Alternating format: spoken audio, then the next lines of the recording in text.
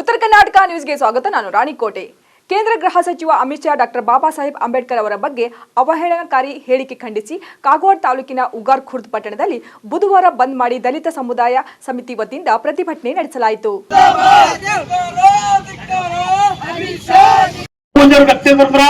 ಅವ್ರಿಗೆ ನಾವು ಯಾವಾಗಲೂ ಕ್ಷಮೆ ಮಾಡೋದು ಶಕ್ಯ. ನಾವು ಅವ್ರು ಅಮಿತ್ ಶಾ ಇರಲಿ ಮತ್ತು ಯಾರು ಇರಲಿ ಮತ್ತೆ ಏನೂ ಇರಲಿ, ಅವ್ರ ಕೈಗೆ ಲಾ ಆರ್ಡರ್ ಅವ್ರು ಸದ್ಯ ಗೃಹ ಮಂತ್ರಿ ಇದಾರ ನಮ್ಮ ಭಾರತ ದೇಶದ.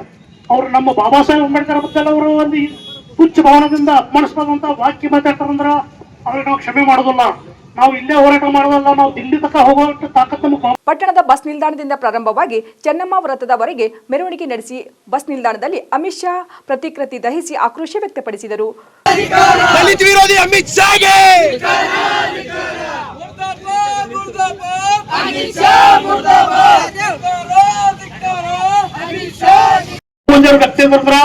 ಅವ್ರಿಗೆ ನಾವು ಯಾವಾಗಲೂ ಕ್ಷಮೆ ಮಾಡೋದು ಶಕ್ಯ. ನಾವು ಅವ್ರು ಅಮಿತ್ ಶಾ ಇರಲಿ ಮತ್ತು ಯಾರು ಇರಲಿ ಮತ್ತೆ ಏನೂ ಇರಲಿ, ಅವ್ರ ಕೈಗೆ ಲಾ ಆರ್ಡರ್ ಅವ್ರು ಸದ್ಯ ಗೃಹ ಮಂತ್ರಿ ಇದಾರ ನಮ್ಮ ಭಾರತ ದೇಶದ.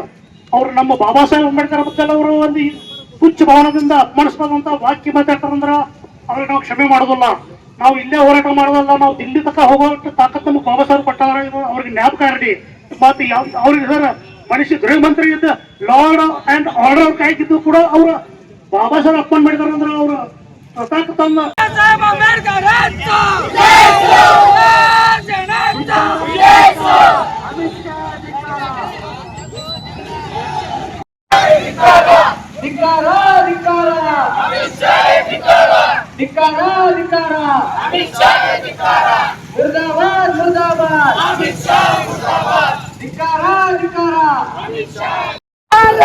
ये सर मारी में क्या बोलती थी?